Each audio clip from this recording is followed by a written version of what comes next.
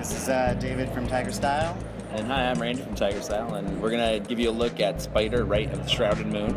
It's a game that we've been working on for right around 2 years now, actually. It's a sequel to the 2009 mobile and iPhone game of the year, Spider, The Secret of Bryce Manor. And so, for people who are familiar with that game, you'll see that there's a lot of things that are very similar. You play a spider who can walk on walls and ceilings, and the gameplay is very similar, where you can tap yourself to leave behind a thread, and if you connect that to another solid surface, it'll create a line, and you can use these lines to create shapes in the environment. And if you enclose the shape, it fills in automatically with a web. And basically what you're doing is you kind of move from room to room, and you look for insects like this butterfly that we're looking at now. There's other types of insects like flies and mosquitoes and moths and crickets, all kinds of stuff. And you're just trying to find these insects and their patterns. Try going in the secret drawer, David. It's up below that, or you can go into the floorboards too. You can explore to a different part of this room, or you can try to find secrets that are stashed inside the drawers and stuff like that. In any case, you draw these shapes to complete the webs. It's kind of like a little geometry puzzle, or in certain levels like this one, there's something more like an action challenge where you have to tackle different insects. In Spider, people love tackling hornets, and we've added a bunch of other insects like houseflies and ants that you can tackle in Spider as well. And so that's kind of the basics, and some people actually do play it like a little casual game where, you just kind of go in a room and your objective is to get at least half of the insects of each room. And that's actually not that hard, even if you don't love the gameplay and don't want to do the hard stuff. It's not that hard just to get half of them, and so you can move on to the next room and see all the beautiful environments and art that we made. But then there's a lot of people who play with different types of depth. You kind of get to opt in with whichever kind of depth you're most interested in. So there's a lot of scoring and gameplay depth. If you want to get all of the insects in a room, then you're going to wind up in the last half of the hardest insects that we've created in place. And those you really are going to wind up in some tricky geometric puzzles that you're going to have to figure out, because those insects are placed in harder ways. Or if you're a really hardcore player and you're really going for the top of the leaderboard, there's a scoring system that encourages you to all that stuff that I just talked about, but also means that you have to be incredibly optimal with your silk resource, because every time you try to place a web down, that costs you 1 silk, but every time you eat bugs, you get a little bit of silk back. And to be the best possible scorer, you're going to need to think like a spider who only puts webs in the places where they're the most optimal, get the most insects at a time. And even there's this thing where you jump from one web to another in order to keep your multiplier going. And then if you're really smart about that, you might even build webs so you can jump from one web to the other, not to catch any bugs, but just to make it between 2 webs full of bugs. So you kind of waste all your silk getting as many bugs as possible, and then you swoop them all up in this one big run, the combo run kind of a thing. So there's a bunch of players who are really into the hardcore scoring, and they get the scores that are exponentially higher than players who don't care about them. Yeah. And there's a ranking system and leaderboards for all that. And on top of all that, as we've been kind of seeing in the background here, the environments are just are not any old room in the mansion, or just some random rooms. There's actually a story that's very quietly told without any dialogue, any cutscenes, any words at all, hardly. That's about this house that we're in, this estate called Blackbird Estate, and the family who lived here and what happened to them, why they're not here anymore. It's an abandoned estate, and you, the spider, are kind of the agent of abandonment, meaning that you come in and leave the place covered in cobwebs. And so you, as a human player, are playing the spider who doesn't care anything at all about this elaborate story. And in fact, if you're a player who doesn't really like stories and puzzles and stuff, you don't have to pay any attention. But if you're a player who likes these stories, you can kind of play detective a little bit by looking over the shoulder of the spider and interpreting all these clues to figure out what's going on. So here in this particular room, we're learning a little bit more about the couple who owns this mansion, and what they're like, and what kind of the tensions in their relationship are, and the fact that one of them knows some secrets about the mansion that the other one doesn't. And there's a sub-story there about the fact that this mansion in the fiction was created by a secret society, and specifically for a reason. There's an actual purpose to this mansion, and a secret that the secret society is protecting, and some of the characters in our story know about it and other ones don't. And so that's kind of a lot of depth, but it's there for players who are interested, but it never slows down the players who aren't. Is the story more obvious than Secret of Bryce Manor?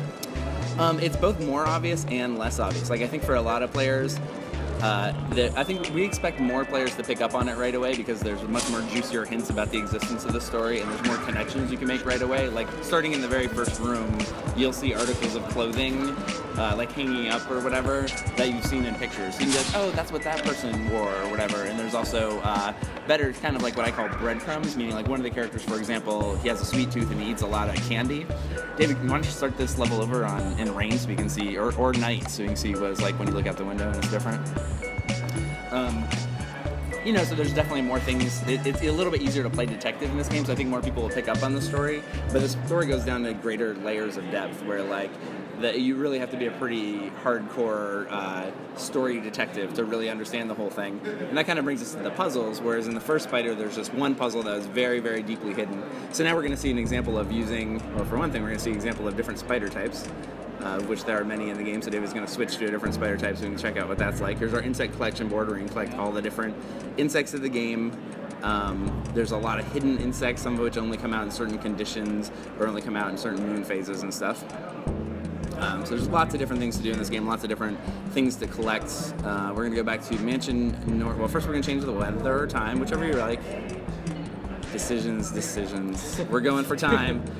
David used the time machine, and now it's night. So what's talked about conditions at all? Not at all. So what's happening in this screen is that the game knows where you are in the real world using either GPS or IP address lookup with your permission. So we don't want to be super creepy, but we do want to be a little creepy because the game, it's in Mansion North. The game uses that information to know what time of day it is in the real world where you're at and what the weather is like, and that impacts everything about the game. Most noticeably, obviously, all the art looks different depending on what the conditions are, and we'll see here that it's now night, and outside the window we see it's a clear night.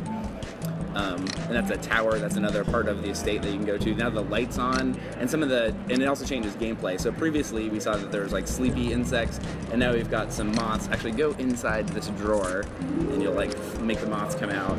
And so David's now found these moths again, and now they're flying around the light because that's what moths do at night. So all the gameplay is very much impacted depending on whether you're playing rainy, clear, day or night. Sometimes even the moon phase changes the gameplay. And so that's actually impactful in the sense that, like, if it's night, it's very hard. You can't play the game and see a daytime level. So if you want to see a daytime level, you have to wait till it's actual day. But that's not 100% true. We actually give you a couple little tools, the time machine and the weather device, that once every moon phase, which is about 3.5 days, you're allowed to cheat and change the time or the weather for a short amount of time. So that's why if you live in, like, the middle of the Sahara Desert and it's literally never rains, you can use the weather device. Or LA is a better example. Or if you live in Seattle and it's never clear, so you have some opportunity to change things. I was talking about the puzzles, and that very tricky, difficult puzzle in the first Spider game, very few players got, but the ones who did it liked it. And so in the second Spider game, there's a bunch of easier puzzles, kind of like what you're asking about the story. We anticipate that more players are going to understand the story, but also more players will understand puzzles and be able to solve them. And they're pretty fun, and we're looking forward to people discovering them, and they have both scoring rewards and unlocking rewards, like you get to different parts of the mansion as you solve the puzzles. There's hidden levels and so forth, and also story rewards. You get to see more of the story as you solve it. But there's still a big secret puzzle behind all that too, where even if you've solved all the other puzzles, there's another one that's not advertised. It's very deeply hidden, but we expect that some players are going to find that one as well. So it's got a lot of what made the first Spider game good, and it's got a lot more of it. Yeah. Somewhere else. Sure. Let's go to Want to go to the windmill? Inside, I assume. Or outside, whichever. I'm pretty terrible at inside windmill as well. Let's do the sails of the windmill. So, one of the design challenges for us was, we always really, part of the reason we did this is we really admired games that tried to mirror the real world in your game experience, and like the way that felt. Right now it's trying to use the Wi-Fi lookup, but we're not logged onto the Wi-Fi here, which is why that slowed down actually. But we wanted to do it much like it's kind of like in Animal Crossing. If you play at night, it's night, and that's cool. And there's some different things you can pick up. And it rains in Animal Crossing, but the rain isn't actually connected to the real world rain. And we just wanted to push that as far as we could. So the design challenge was to think of all the different ways, that current time and current weather could impact things.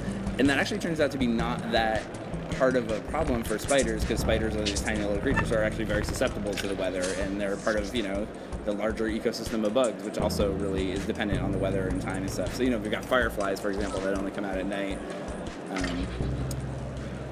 So it's been really a fun process for doing that. But also, like, you know, just trying to make the story dependent on the weather, time, the moon phase, all these things. We've got a lot of new features, which you're seeing some of. So there's moving surfaces. These particular surfaces can't break webs, but if there's ever two surfaces that move apart from each other and you put a thread between them, that'll break. So it kind of like moves you backwards, you know, on the progress of like you're about to catch some insects, but then you kind of put your web in the wrong place and it gets ripped apart. So you have to try to get it again. There's a big fly here called a cluster fly, which is strong. And strong insects will also break out of your webs and rip them apart. So you have to make a special kind of web called a strong web to trap them. There's also insects that are too smart to fly directly into your webs. There's insects that are hidden in different parts of the environment. Like sometimes you'll see grass shaking and you realize that there's crickets in there and you can kind of flush them out. So lots and lots of new gameplay features as well. And for like an average player, how long do you think it takes to play through the whole game? Again, it really depends on what kind of player you are and how you're approaching it. Like, if you just want to start the game at the beginning, like, and then see how long it takes to get to the last level that's not a completely secret hidden level, that's 30 levels. Each level has multiple. Each level has like multiple areas to it. So I don't know, like. A few hours, you know, that's like a screaming as fast as you can run through the game. Yeah, I think front to back, first time, it's probably going to take you about 6 hours just to visit all the levels in one condition and, you know, just do a straight playthrough and see most of the content. But if you're looking to solve all the puzzles and play during different conditions and collect all of the various insects that only show up at certain times or during certain moon phases, that's probably going to multiply your overall commitment to the game. So yeah, I mean, there's a lot. One of our design philosophies is depth on demand. So we like designing games that have a kind of casual front to them, you know, so anybody can kind of get in and enjoy the basic mechanics and the feel of playing the game and just the fantasy of being a spider. But if you want to go into many of the deeper layers that Randy's mentioning, you know, that's something you can opt into. And if you do that, like this, you know, the game, to get the ultimate ending in the game may actually take a month of real world time. So that's, you know, it's sort of audacious, and I'm anxious to see, like, you know, how many people are engaged enough to pursue that. But we expect that for people who are into that kind of experience, like a game they can kind of live with for a little while, you know, this will be appealing to them. And that's like what you were talking about before, of the breaking webs with moving objects. Yep, this is an example of a surface that will like rip apart your webs if you're building, like, you know, from the gears to the walls. When the gears start to move, there it is, break your webs. So it introduces a little time pressure, changes up, you know, some of the mechanical decisions that you make compared to the first game, where basically the set of insects that you would trap in webs, you know, you never had to think about the possibility that the web might go away or that your silk resource might be depleted, you know, a little bit more aggressively by an insect. There's also in the first game there were no insects that were hostile to you at all, and in this game there are a couple that will steal your silk. So you know, just trying to vary the experience and offer a little bit more. And how close are you to launch? We'll probably be done with the game fully around the end of April, and so if all goes well, you know, we should be on sale in May. Okay. And will it be a premium game? Yes. Yeah. Yes, no in-app purchases, although we did contemplate that for a while, and contemplated playing with it. But yeah, this is a premium game. This is a game that we want you to pay for once and have a well-defined experience. The game's also coming out on Steam, PC, Mac, Linux. It'll be on PlayStation Vita, PlayStation 4. So it's important for, you know, those platforms. We would have no option really to do free-to-play and be successful. So we're trying to make something that appeals to gamers with, you know, sensibilities that vary. You know, people who like playing on a couch with a gamepad. Like, the game actually plays really well with that. And we haven't like checked on the gamepad viability for iOS quite yet, but it should be pretty straightforward, and I think that's something we're gonna deliver. I don't know if you've